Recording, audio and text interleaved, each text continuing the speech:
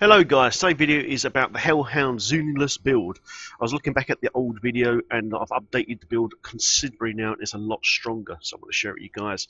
And this is the build I use for T6 rifting, and out of all the builds I've used so far, this is the fastest one. Way fast. Right, let's quickly go through the build then. First of all, we're using Plague of Toads, Explosive Toads. This is your main DPS. You'll be summoning your Cyclones with this, with the Behemoth Flare, Legendary Ceremonial Knife. This is for elites. Gargantuan Rifle Protector hits like an absolute crazy ass truck. We're stacking fires. This guy will hit extremely hard.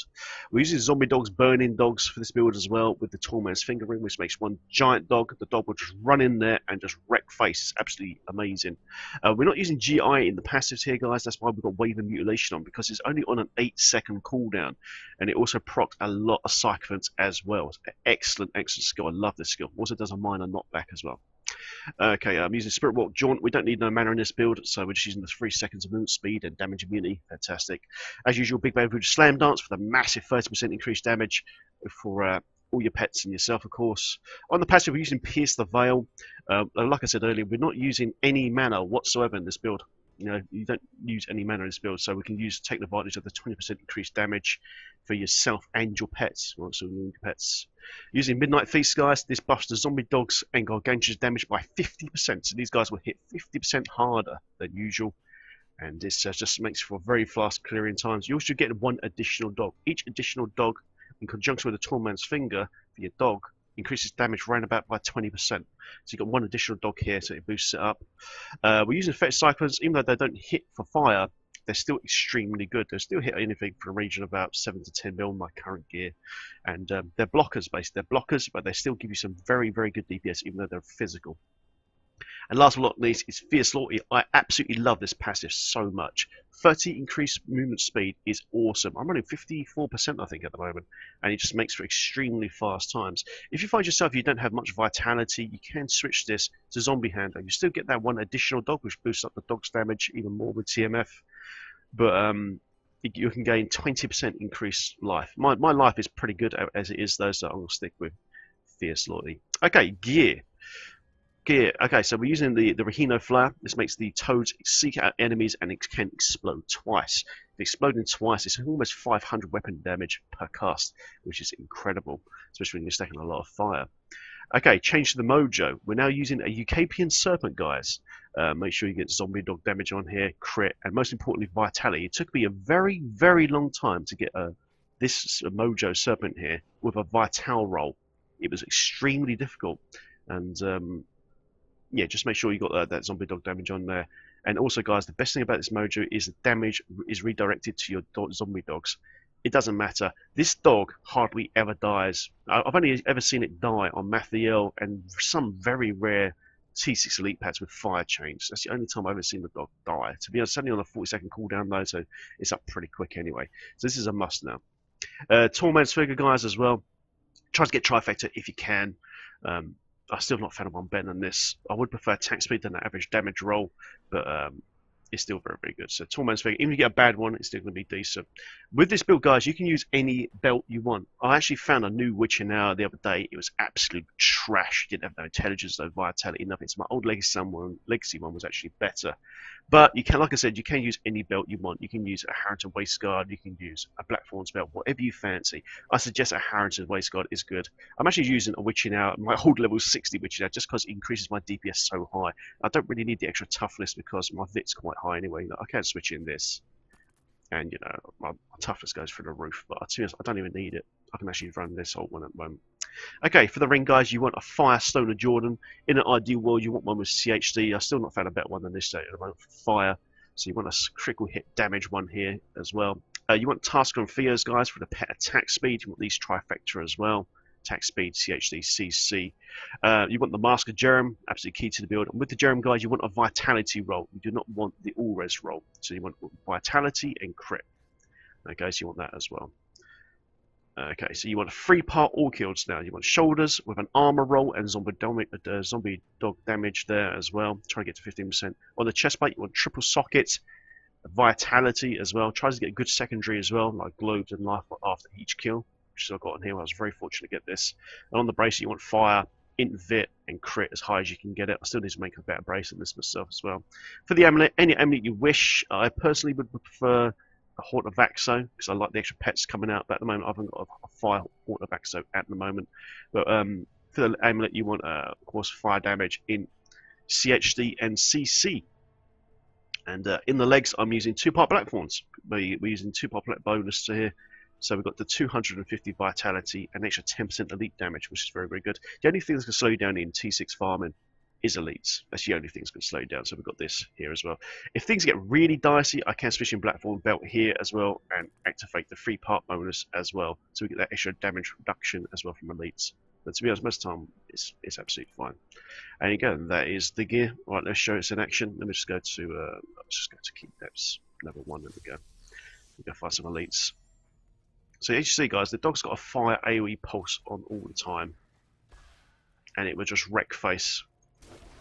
So use Paragon, and you can just see this is T6 at the moment, and you can just melt absolutely everything. The dog's hitting the region of about 80 to 100 mil a hit at the moment. And you see things just get absolutely destroyed. Exploding Toads is generating us loads and loads of fetches, so we've got already loads of little extra fetch stuff as well, which is supplementing our DPS, and most importantly, they're blocking stuff from getting us to the Witch Doctor ourselves as well. What we'll do is find an elite pack and just wreck it. You can see how much more efficient this updated build. There we go, we've got an elite pack now. So got a Slab Knight now, Gargantuan, and even got a Goblin as well for my follower. Yes, nice. Oh, he's got shielding, little punk. And he's dead. Absolutely wrecked him, man. Absolutely wrecked him. You can just see how fast this clears T6. This is definitely my most favourite build for speed, anyway. For speed, out of all the builds I've done for rifting. It's just so efficient. It's so efficient. You can just melt everything and just keep on moving, keep on moving. We've got enormous amounts of movement speed as well. Because of Fierce Loyalty, gives us 30% plus a passive 24, 25%, whatever you got. You know, you can reach extremely fast movement speed. Okay, we've got an elite now with no slam dance up. It would only take a few seconds. I'm not even going to use the Garg. Garg's down at the moment anyway. And boom, they're dead. It's just such a good build. It's just ridiculous. And you can just blitz through. And nothing stays long, but yeah, I've played Jade Halves, the Toxic Hound. I love Toxic Hound, don't get me wrong, I love that Toxic Hound build. But this one for general rifting, you know, you can't beat the clearance speed. The clearance speed is excellent. And in the next patch, this is currently 2.0, we're on 2.05, 2.06. In the next 2.01 patch, the pet AI is increased significantly. So, you know, it's just extremely efficient with the pets at the moment on the PTR, on the test patch.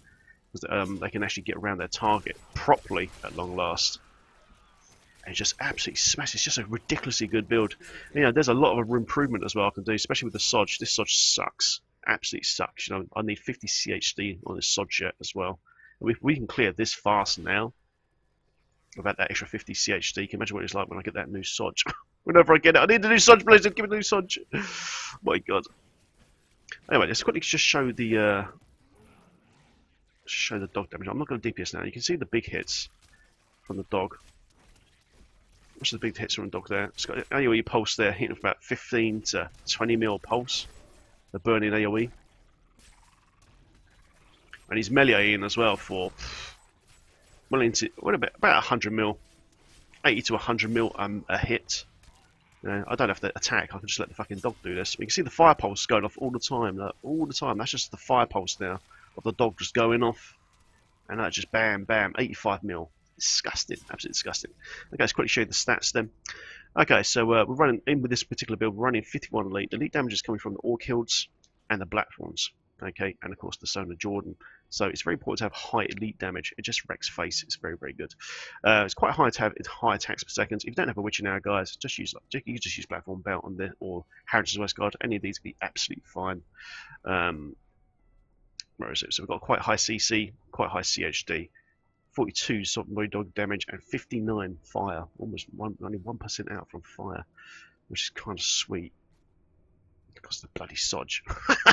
Anyway, Paragon Points, guys. Okay, so as usual, I've changed my Paragons ever so slightly. As usual, we've got loads and loads of movement speed and intelligence. In offense, you want attack speed. Attack speed inflates your sheep DPS. If it inflates your sheep DPS, guys, it makes all your pets attack harder because they take a percentage of your damage. Okay.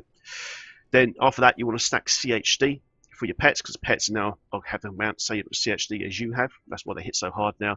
And at the end, you just take a critical hit chance if you've got some spare points. In defense, this is what I've changed now. As usual, got maximum life percent, but now instead of taking life regen, now I've opted for maximum armor. Because of life a hit has been changed in the next patch, it's a lot more efficient.